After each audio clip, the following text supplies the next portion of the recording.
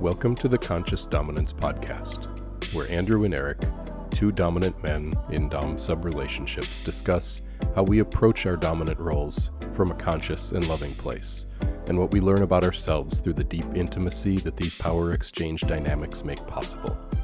Sit back and enjoy the show. It's good to see you, man. Hey, it's good to see you, Eric. I'm glad to be here. Yeah. I love the topic. We always go back and forth. What are we going to talk about? And you bring up something that I felt like is related to trust. Say that, but I think there's more we can dive into this. It's just paramount on so many different fronts. So that's safety. And I was thinking about how, I don't remember who said it, but I remember coming across this quote that I think about, and it really has helped me. The men are afraid their primal fear is being made fun of. And again, men's primal fear is being made fun of. Women's primal fear is physical safety. Like the degree to which women have to think about their safety, we don't understand. Like it's considered, has really shown us, she considers every time she leaves the house and walks where she parks and how she navigates, and every person that comes across, like, it's always on her mind. It's not always on my mind.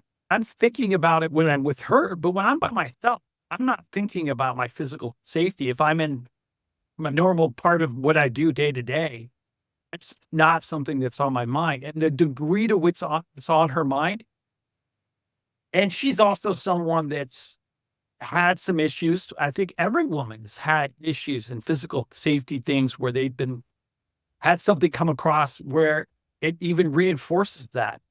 And so I think as someone who leads, someone who's taking her into full consideration, someone who may have to consider that, I have to then think if she thinks in regard to her physical safety becoming a primary part of everything that I do.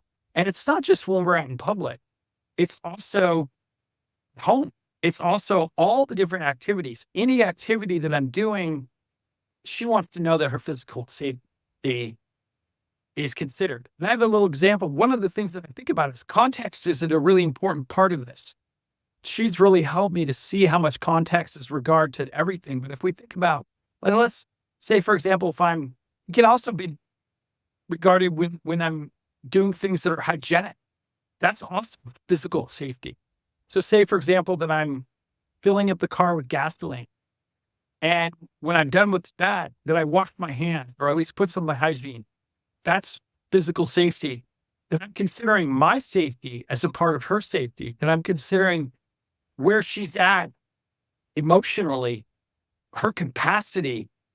All of those things have to do with physical safety, her physical well-being, where she is in the given period in the month, considering that physical safety. So this idea of context, I think, is a really important part of this.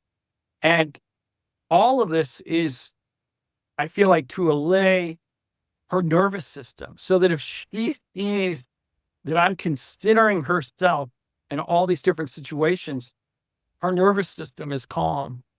And then she's able to proceed throughout the rest of the day. If we're out doing something and she doesn't feel like I'm considering her safety, and that puts her nervous system on edge, the rest of the night, she might be looking a little bit more alert, state of alert and bracing. She's not going to be in that space that's going to be inviting, that's going to be flow, that's going to be in that other type of space. And so this physical safety idea is very important in every aspect of what we do. 100%. And safety is such an important thing because, like you said, we don't as men really understand the amount of fear that most women are carrying throughout most of their life.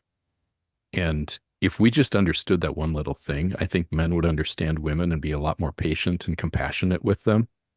versus she's crazy, she's so emotional. If you were terrified every moment of every day, you wouldn't be the same as you are when you're not terrified every moment of every day.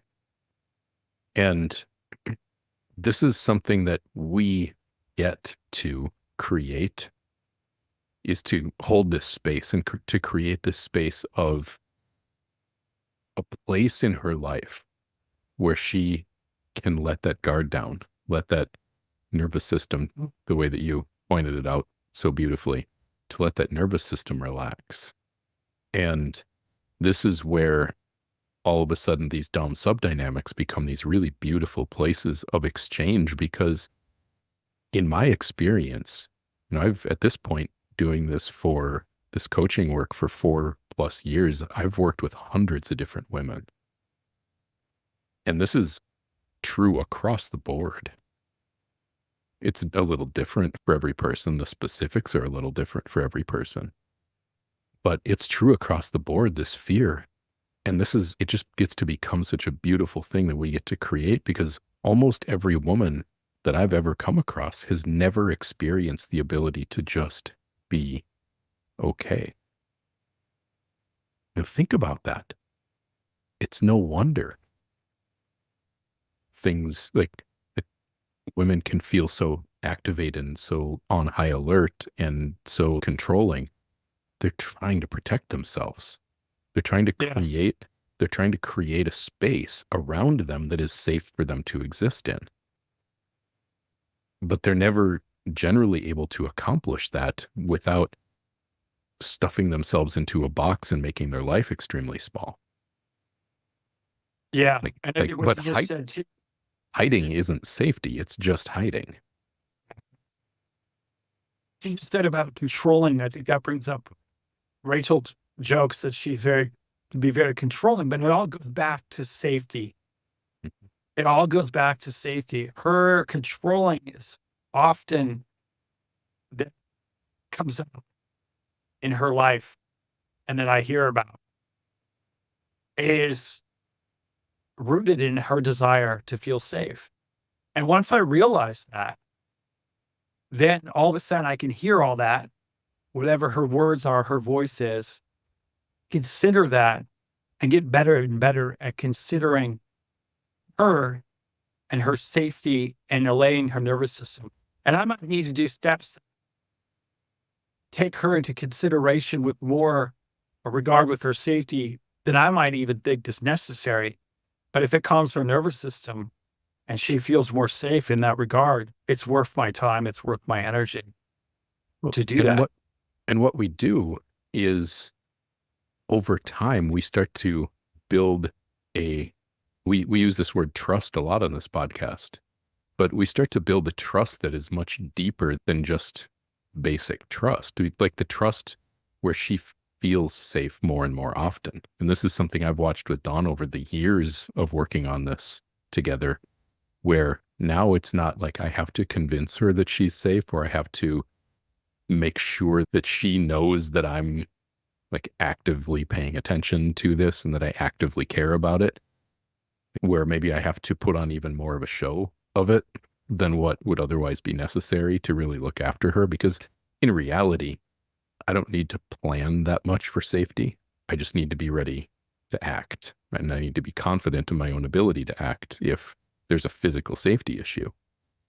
We can build this trust by continually showing up in this way, where now it's not like she's always maybe at an 8 ready to go to 10, but she can actually go through life at a 2. Yeah. And one of the things that she has mentioned to me is, in public, I'm calm when there are high intense situations. And that's always been something from the beginning, that she felt safe because I don't escalate situations. Been a number of times where I've had people that have been, for reasons that were their own, not something that I did.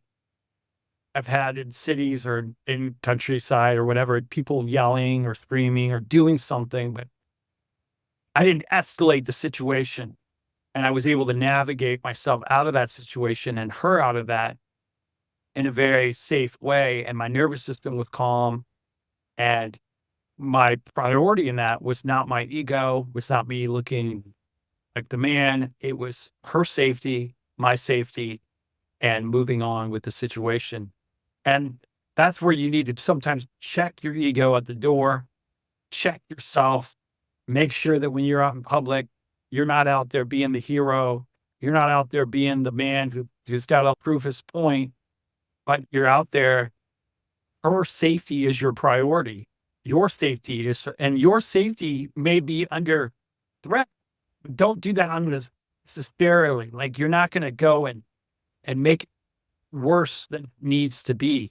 And I think that or put yourself in harm's way, exactly, which smart. could then take her And then her she's safety. relying on that. She's trying to look after you. And we learned about that from sporting energy and myself there. But this goes with all regards. Then how you drive and not reacting, like really checking my nervous system where I'm not getting triggered. I'm not getting pissed. That's all. Why do women not like that when you do that? Because they don't feel safe. They feel like you're going to make a situation where someone might retaliate in a violent or whip that woman in safety, and your ego is more important than her safety. So I feel like this is a really important thing for us as men, that we need to be able to respond and not react, able to look at assess the situation and give the situation what it necessitates, not more than that. This reminds me of a story from when I was taking some self-defense training years ago, and the guy teaching it was talking about like how he would react if some armed people broke in to a Best Buy while he was shopping there, and talking about the best self-defense is looking after yourself. And I would have no problem with a newspaper headline that said, self-defense instructor found cowering in cell phone case during Best Buy armed robbery. If the best way to defend myself is to hide or to run away, I'm going to do that. I don't always have to fight back. Like sometimes the best defense is just to walk away. And I love that, because when we think about this in terms of relationships and of being able to make a submissive woman feel safe to let go in us and with us and around us, we sometimes need to just take her and go somewhere else. Exactly. She needs to feel like she's the priority. Right. She needs to feel like her safety is the priority. Your mission is her. Like the movie Transporter, and his job is to take that kid and transport it. Like your job is her. You started here and you went there. When you're out in public, your focus is on her. The other thing about it for myself that I'm also had to realize is how I drive. I've had to learn to drive in a manner that allows her to feel more safe. I can be a little aggressive in my driving. Unnecessary. Make it smooth. Be cool, boy.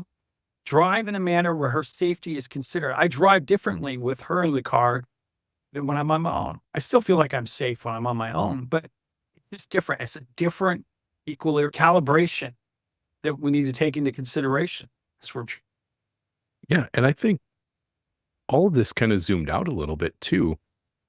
It's important for us to recognize that the fear, like safety is really looking to transcend or escape fear. Right? So all searching for safety is a searching for freedom from fear.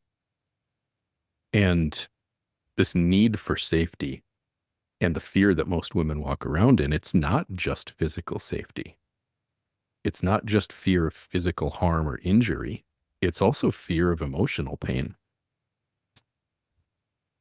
These emotional pains are sometimes worse than the physical or the threat of physical ones, because they can hurt all the time. And there's so much pain that is like just being carried around on a moment to moment basis. And this is where triggers come from, by the way, is this stored pain that we're walking around with. And then we're just afraid all the time. And women, especially, the fear of emotional pain feels very much like a fear for physical safety. Right. So this is one of the really important things I think men miss, is that there are two relationships happening between you and your woman at any given moment. There's a physical relationship and there's an emotional relationship. And both of those are happening simultaneously. And if we don't tend to both of those with care and value safety and protection and be able to provide on both of those levels at the same time, then we're going to get a woman who is in fear. When she's in fear, she closes. And when she closes, she literally closes her legs, closes her heart, places that we want to be able to receive and penetrate. I also feel like the other part of this is if she doesn't feel comfortable with me outside of the bedroom and feeling safe, then it limits her feeling of what's possible in the bedroom. And especially when you like to play in an area, which we do, where there's some where fear is a part of that journey. The range, what's possible in the bedroom, is dictated by her feeling of safety outside of the bedroom. They're related. She's looking here to feel safe here and sees that these are transferable skills. This is a really good place to put some specificity to language that I think I've always disliked some of these terms, but when they really make sense in the context, in the right context, then you can start to understand why this language gets used. And that's the language of the container of the relationship. Mhm. So if you think about this, the relationship is I'm going to use some physical, practical analogies. Like the relationship is a bowl. Mm-hmm. And that whole bowl needs to be a place where she's safe. Everywhere inside of that like one of those big, gigantic popcorn bowls or something, right? Everywhere inside of there needs to be a safe place for her. Mm-hmm. So then when you take some maybe fear play in the bedroom, or there's all of these little different scenarios that happen, even in going maybe into places or cities where she feels less safe. If it's happening inside of a life where a container where everything is safe and looked after and taken care of, then the smaller moments are held within the bigger context of the container of the relationship. Yeah, exactly. And if you feel safer over here, there's more capacity it's like investing, like you're investing in her safety over here. You get to be able to benefit from that investment over here. And as going back to your bowl analogy, if you're chipping away at her safety over here, she's not going to want to threaten that safety over here in the bedroom. So it's to your advantage to make her feel safe as possible here. But if you like to play in areas that play with fear, play with safety. All right. And that way you go into the scenario with a relaxed nervous system, with a sense of trust, of her knowing that you've got her, that everything, that you're there, and you come out of it with aftercare on the backside, reestablishing that safety and trust. And then there's a smaller container of that experience that's held within itself. But all of that is still within the bigger context of her knowing that you've got her. It makes me think about when I read about trauma, it's not the event that causes the trauma, it's the lack of aftercare that causes the trauma. Mm-hmm. That if you have a really traumatic situation, but there's someone there right afterwards that's there for you and holds you, it really decreases the traumatic thing. And I saw that again and again when I was in situations in other cultures where there was a real support system and they didn't have the built-in trauma that was there. But when you experience these things in isolation, it causes trauma. So it may be confusing for us guys. In one context, she's scared and doesn't like it. It's because there's no aftercare. There's no container for that. But you take that same sort of activity and put it over here where there's a container. She wants to be afraid and she wants to have the aftercare. Like why going to a scary movie or going to a roller coaster or going extreme sport or something can be really exhilarating and fun. It's because there's a container and there's especially if you do it with someone else, creates a bonding effect. Yeah. It's got a That beginning. It's got an end. and then when she gets afraid, and then you're there to be with her and comfort her, she now associates you as a space of safety. And that when your life is really up in the air and you're not providing a container, there's a lot less opportunity for that over here. And I've seen that with my injury recently. It's really created a situation where I chipped away at the bull, because in me not taking care of myself and being in a way that was to upset that container of safety, it's really affected us in other areas of our life. And everything's had to be turned down. And that's right. There's an impact to the actions. And I think that's really important. So, you mentioned at the beginning some of the ways that you go about creating safety. And I want to eventually get to talking about why we create this safety, because it's not just for its own sake. I want to talk a little bit more about what it makes possible, but a couple of other ways to create that safety. You mentioned looking after yourself, taking care of yourself, letting her know that you're going to be there for her in the long term. Communication is also important. Yes. Communicating what's happening, what you're Communication doing. with clarity. With communication, clarity. I don't mean bad communication, good communication. Yeah. And that's a really important thing too, is communication in a way that creates safety is being very clear and specific about what you are saying, why you're saying it, what it means, so that there's not ambiguity, because ambiguity feels unsafe. It's uncertain. Correct. It's unknown. When you really true, that clarity is its own reward. She needs to feel that you are leading and that there's clarity and there's a direction. If you have a captain of a ship, he's not really know in the storm, and you don't feel very safe. Captain, this is coming from this direction. We're going to go this way. We're going to go backwards and come around. Knows what we're doing. Same situation.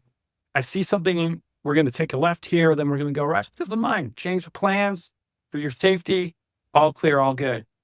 And I think another thing that I wanted to say too, before I love where you're going, but I didn't want to lose sight of this.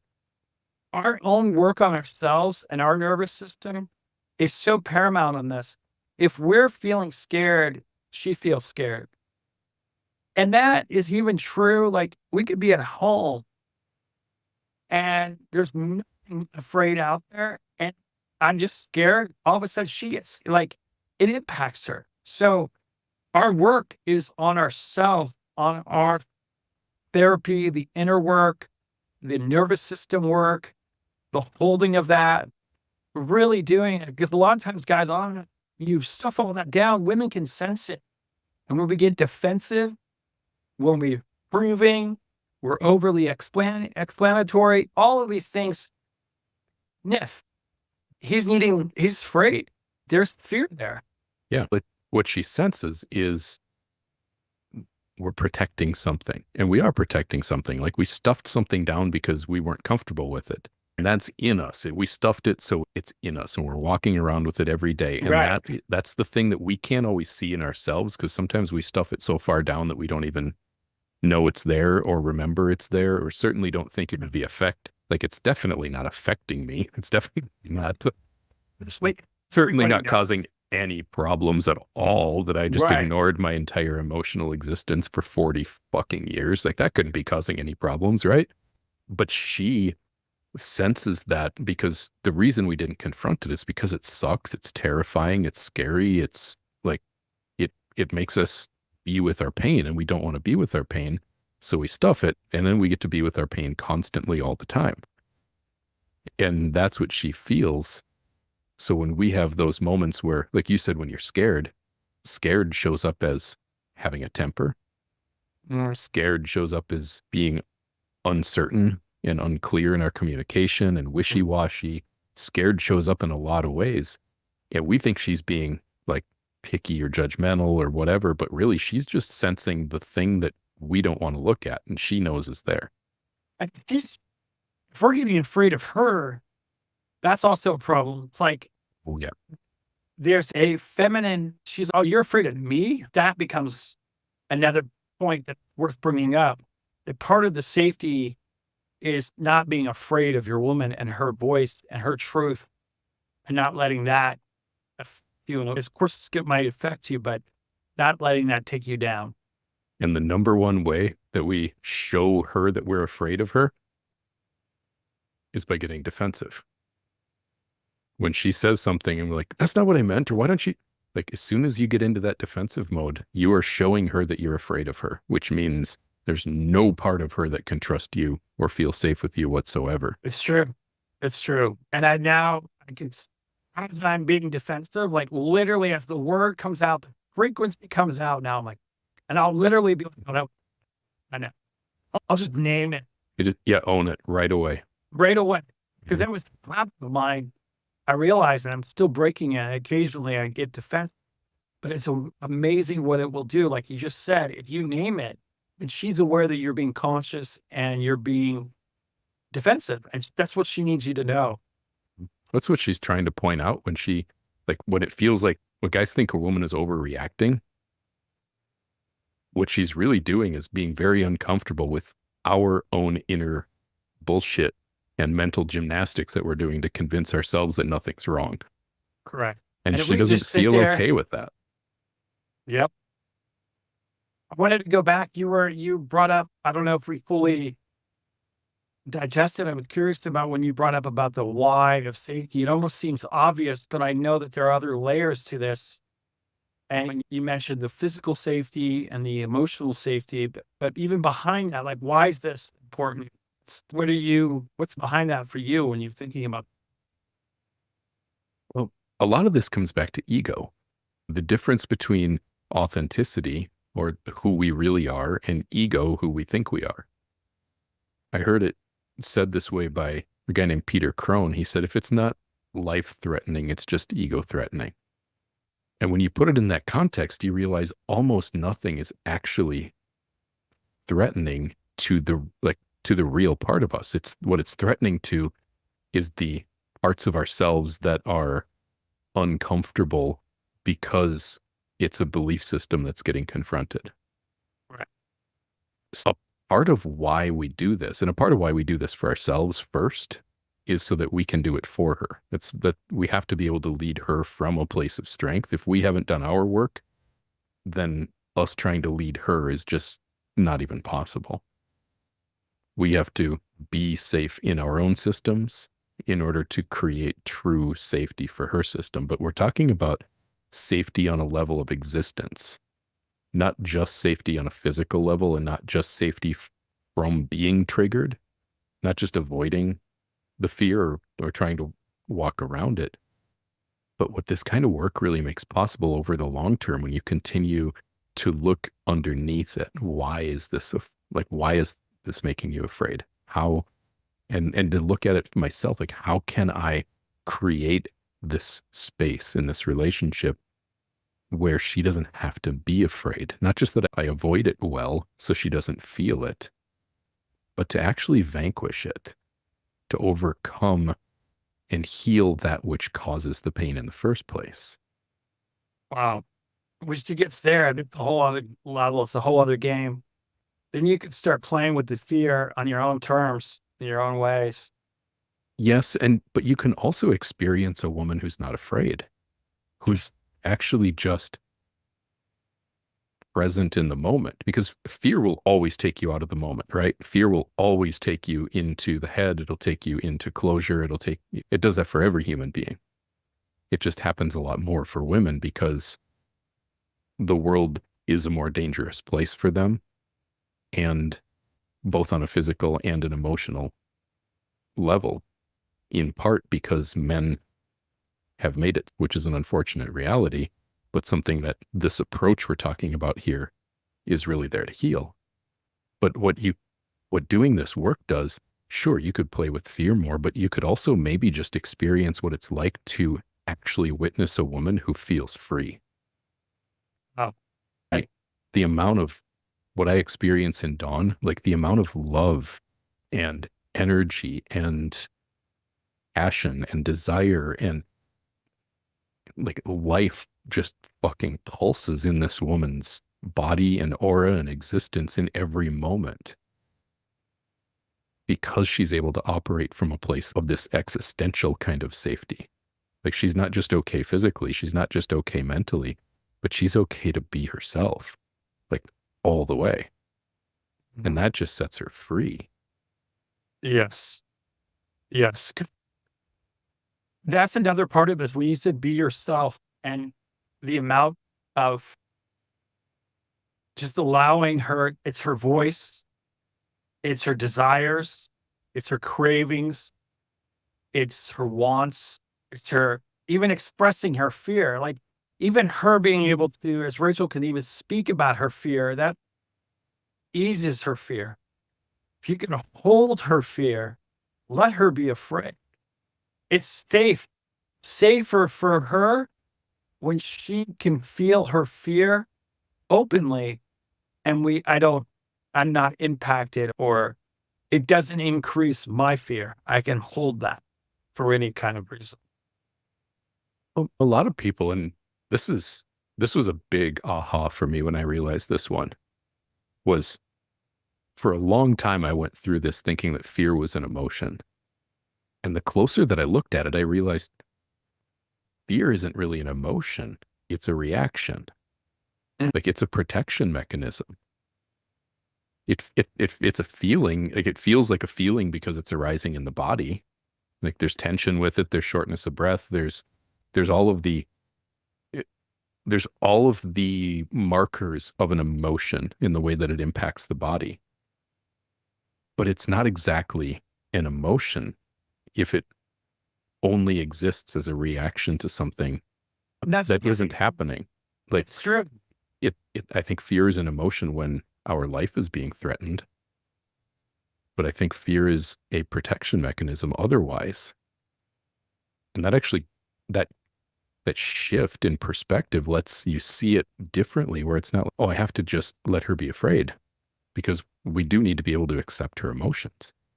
We do have to allow her to be afraid, but we can see it. What is it that she's trying to protect? What is she afraid of? And why is she afraid of that? And how can I help make that feel safe for her so she doesn't have to be afraid? And that's something, it doesn't have to be a resting place forever and ever. It can be something that you hear about and it moves through, and it's, and said, and I also think about exposure therapy too. The notion that we could get exposed to these things, and then she can feel safe in them, and then the fear can dissipate. And that fear becomes an opportunity to, hey, maybe we need to lean into that and hold that. And that's also part of feeling safe, is that depending just enough, it's dosage. It's a lot of life is dosage. Like, how much are you going to push? Is it this much or just a little bit, or where? And that's why her expression in that is necessary. And considering her fear, you might be able to feel like, I was just with Rachel and we were at the ocean, and she's very scared of the ocean, and my injury exacerbated that. And she didn't even want to go back into the water. Like, she's literally petrified. It was just ironic, 'cause she's like an incredible swimmer. And I just put her in a little bit. And then I said, okay, is that good? And then a little bit more. And all of which was really safe, but I was honoring her and where she was at, and yet still pushing her and holding her. So she felt safe. Then we were able to go back and do it again. But that safety is often, this goes back to what I was saying earlier about context and nervous system. Her nervous system is the primary part of context. If we're not tapped into where she's at in her nervous system and become an expert at reading that and feeling that, we're not getting the full contextual picture of the situation, because we might be, what's the big deal? But she might be really scared of something. And some of it might be absurd, like a spider or something that's not a real spider that's dangerous. It could just be like out of the blue. But we need to honor that, at the same time, push that. And then when I say push it, like you said, we don't need to like be there. We can lead her into a new place. Yeah. Can we talk about spiders for a second? Yes. You lit up when you said spider. Scared of spiders, Andrew? No, I'm not scared of spiders at all. I will gladly avoid big, gigantic, hairy spiders. I don't have an affinity for them, but I don't have a fear of them. But this is a great example of the kind of fear that a lot of women walk around with. Dawn sees a little spider, or in Minnesota where we live, there are no like venomous snakes. None of the snakes we have here will hurt you. They're just basically big worms. But if she sees a 4-inch long snake on a bike trail or a tiny little spider, like, she will scream. And like, there's a part of her that's terrified of that. And sure, I could help. I guess I probably could help her be less afraid of those, but she also she can lean into me. If there's a spider, I kill the spider for her. If there's a So we snake, get to be the hero. It feels good. Like, it happened today. Actually, there was a spider. She was maybe not wasn't a spider. It was some other bug, but it doesn't matter. All bugs freak Rachel out. All bugs. And I don't have any problem. I'm like, boom, got it. I will say though, the bigger or hairier the bug, the more likely I Yeah. am to grab a paper towel to pick it up with. No, Yeah. on this one, it was like a hairy bee, I think is what it was. No. But I went for it. Went for the paper towel. No. Yeah, no, I don't think I ever thought about safety much until being with Rachel and being in a situation like this. And I think it wasn't until I was in this kind of relationship with this kind of dynamic that I realized the safety was the first consideration that I needed to consider, especially when I was out in public, that if she's going to be there fully with me, fully devoted to me, looking at me, seeing to me, thinking about me, the kind of devotion that I am desiring, that safety has to be the number one first consideration. And I realized how many times in previous relationships and previous times I wasn't considering that. And that was also part of why the night was the night that it was. And that, like, it could go either way. And you couldn't necessarily control or dictate it. There's a lot more capacity to dictate and control your evening when you're taking responsibility for the entire evening, for the entire context of the evening. And you're considering all of it.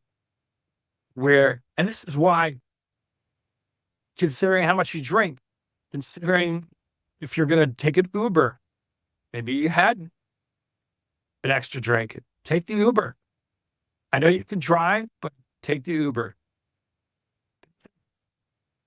Yeah, I because think if it's you very important. if you end up like Justin Timberlake in jail because he got a DUI, now you're not there to look after her. Now she has to Exactly. figure out how to deal with your problems. Exactly. And now your problems are going to impact her life when she didn't do a damn thing. But now, Exactly. because you thought you were okay when you really weren't, or you were borderline and you didn't really know, you really fuck up her life and her ability to trust you. And this is why the trust and safety things go hand in hand, because we are I think it was episode 9 where we were talking about being trustworthy. Right. Being trustworthy is a part of helping her feel safe. And why do we want her to feel safe? Because we're talking about dominant submissive dynamics here. In our case, like 24/7, 24 hours a day, 7 days a week, I am asking this woman to let go of control of her life and follow me. And how the fuck can she do that if she doesn't even feel safe to be around me? She doesn't feel safe in her body and her existence. Like, this is, to your point, it's not even number one. It's not even number one on the list. It's the piece of paper the list is written on. If he's got money in the bank, they're going to have a lock on the door. Like, it's literally called a safe. You know what I mean? That's the way it is with her. That's what I love about what you said. We have to talk about the obvious stuff, but you have to prioritize, because most guys don't think about safety. So we have to think about that. All of a sudden, every situation we have to be considering safety as primary. That's what we do. We get into these dom sub relationships and we think, I've got a woman who wants to do whatever I tell her to do. And we start thinking about the things we can do to her and the things we can get from her. And we don't pause long enough to think, how can I make this actually feel good for both of us? And sure, at the beginning, you're going to probably play in some of that energy of the give and take when safety is less of a concern because everything's brand new.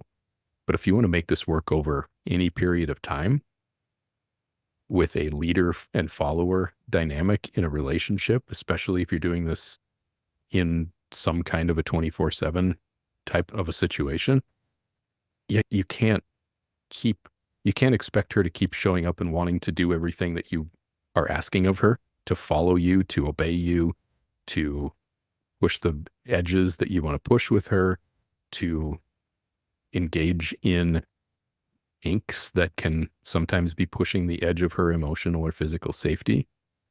Like, Yeah, we haven't even really talked about that much, but that goes unsaid.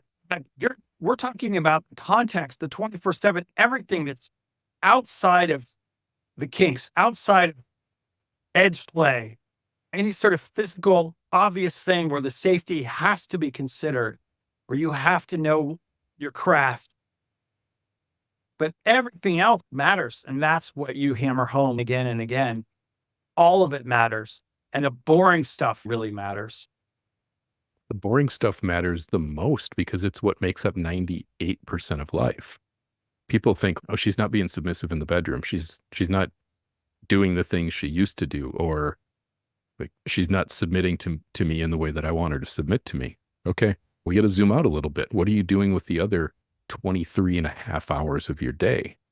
Are you getting like, it's not like these things, it's not like we live these two separate lives where ink and sex and sexuality and BDSM play and whatever are over here. And then the rest of how you live your life doesn't matter. Yep. It's everything out. Then that gets 100%, all the way back to the most fundamental, foundational thing of our human bodies, which is sleep. We can't do any of this shit if we aren't getting a good night's sleep, if we're not well rested.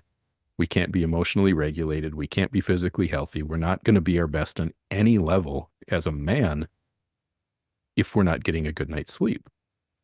So you think about this, like how much that impacts you. If you are running on 4 hours of sleep for a few nights and you're short, you're not focused, you are like, you're just feeling like crap. Maybe you're overdosing on caffeine to get yourself through the day. That's the man that is showing up for her in her life. She's getting a man who is emotionally reactive, who's not present, who's tired, who's like strung out on some sort of stimulant to keep himself awake. And then if you're like, all right, get on your knees for me. She's like, the fuck? Why? For who? For what shred of humanity that you're bringing to me am I going to get on my knees? And that brings me exactly what you said. And I think when men feel like you're entitled to it, or that she owes it to you, that where it becomes where guys get this thing in their head. They're like, oh, I want a sub because that way I get to do whatever I want. No, it's the opposite. You have to get a sub. So now everything you do matters, and she matters. Otherwise, your sub's going to not last, and it's not going to go as well. And so when you start considering and taking responsibility for all of it, then she's there to surrender to all of you. Yeah, and I think the number of men who would really want to pursue being a dom, if they understood the amount of responsibility that it required, that it wasn't an escape from responsibility, but it was an complete, it makes your sense of responsibility a complete necessity in every part of your life. The number of men who would want to do this and play this role in a relationship would decrease probably by 95% if they really understood how much it requires of you. But holy shit, for me, there's been no higher calling to become my best, because I want this relationship. I want this devotion from her. I want this surrender. I want to feel her. I want to see her and experience her as being free from all of the mind fucks that she's put herself through, free from all of this fear, free from all of the ways that she is on hyper alert and trying to manage life, and just able to be in her joy. Like, I want that. I want to experience, I want to feel her feeling that. I want to experience her feeling that. And the only way I can do that is to make it possible for her by leading her into a better life for herself, which means I need to lead myself into a better life for myself, which is why this relationship for me has been the catalyst that has made me into the best version of myself that I can picture myself being. And I'm really damn proud of myself for that. It galvanizes you, like it motivates you. The work matters. The inner work matters. The outer work matters. There's a reason for it. And immediate feedback. There's a response that you're like, oh, fuck, it's working, or it's not working. And when it's not working, wow, it's more painful, but that pain motivates you to improve. I've seen that happen recently. I've had this injury. I haven't been able to sleep. I'm not fully there. I've had to get support. She's stressed. It's an impact to her in a big way. Part of my journey, though, is to recognize I can't always be there for her as much. She might need to go reach out to other people. One of those people she reached out to was you. I really appreciate that, man. She came to you needing some support, and you were there for her in the time when I couldn't be there as much for her. And I feel like that's another part of like us. Can we check our ego at the door and be like, hey, there's other people that could support you and provide a frame or a masculine presence or something at times when it's necessary. And I think that's another part of this too, is checking our egos. Yeah. We talked about this in one of our last episodes about how much like our hearts need to be open and receptive to her. And we really, like, she needs that from us, but we need it too. Mhm. And this is, for me, one of the biggest benefits of doing all this safety work. Yeah, you know what? Every sexual thing that you could possibly want is made possible by making her feel safe enough to let go of control and to know that she's going to be taken care of by you. The most important thing you could learn. Yep. I mean, think about this. I've been doing EMDR and this therapy work. The first part of it is to create a container of safety. And once that safety is there, then our nervous system and our trauma and all that shit can be processed and digested in this work. Same thing in the bedroom. If you feel safe and you got some amount of connection and you've got leadership and she's committed, you can go all kinds of places. Yeah. And it requires that we're able to help her stay open, to create a life where she can live, Correct. where she can live as being open.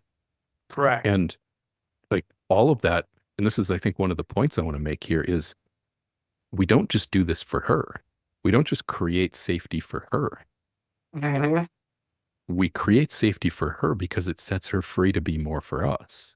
Yeah, But- for sure. But if we haven't done this work for ourselves and opened up our hearts, we can do all the creating of safety we want for her, and we won't be able to receive the love that comes back to us for having done it. Well said. I feel like I'm feeling that myself, that I'm just starting to receive a lot more, just getting my heart cracked open, realizing how much I wasn't receiving. Well said. So the last point I want to make on this, and I'd love to hear your reflections on this, is looking at this topic or concept of safety from the perspective of abundance versus the perspective of lack and scarcity. Because if we approach safety as, I think I mentioned a little while ago, avoiding fear, what we do over time, and if you picture a life and you like project a life out over 40 years, 50 years, Like from today forward, if you just continued to avoid everything that made you uncomfortable, your life would just shrink and shrink and shrink and shrink. But if you continue to confront the things that make us uncomfortable, if we continue to overcome and challenge those things, and we set ourselves more and more free, now instead of our life shrinking as we get older, our life gets to be more abundant, more expansive. And so this is why I think it's important that we look at safety not from avoiding fear, but from confronting fear, not just because of what it does in the short term, but how you project that over a life, in being able to live an expansive, joy-filled, abundant life as we get older, as we age together. Yeah. And I think it goes to the heart of the whole dynamic. She's going to surrender to you. There's a fear there. The more that you could create safety, the more she can surrender. It's the equation. And then the more she surrenders, the more abundant your life feels. So the abundance, safety equals that. What you're saying is to really clarify there, you got to edge is an important part of that. That's how you expand.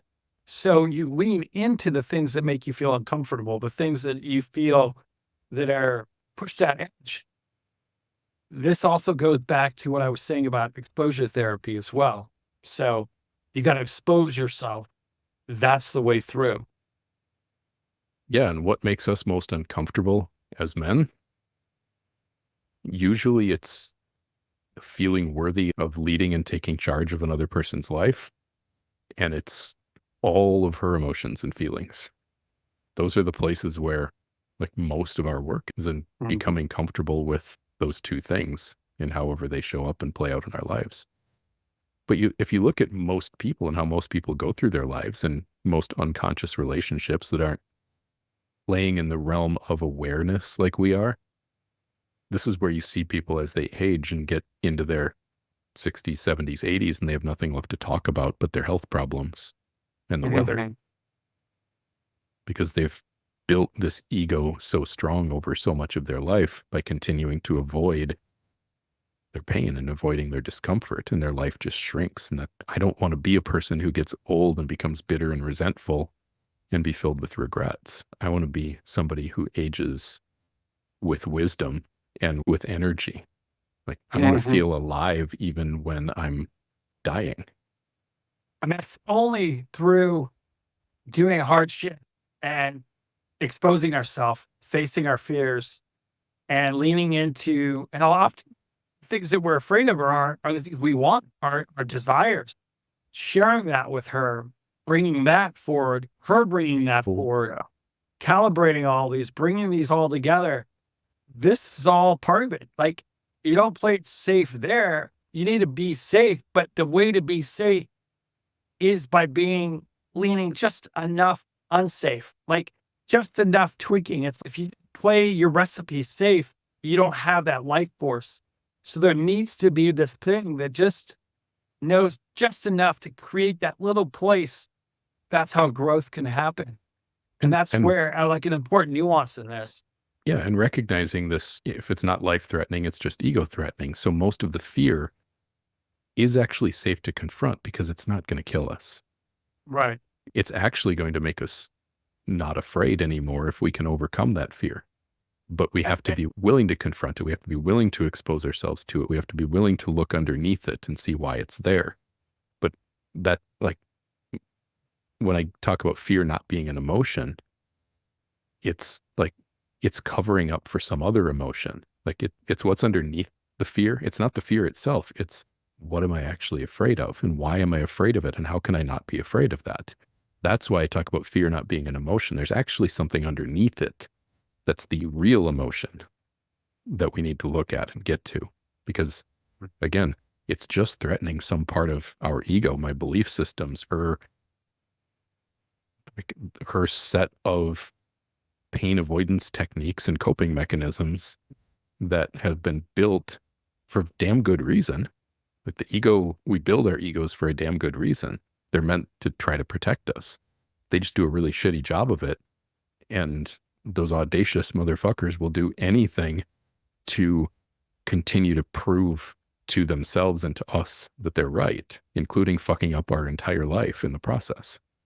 Yeah. And if ego and shame are really linked in many ways, ego's there protecting the parts of us that we're ashamed of. And so the ego, the fear and the ego, by facing your fears, you're also facing your shame often. Can't think of a better mic drop to end on than that one. Really good conversation today, Eric. Thank you. Yeah, no problem. Thank you.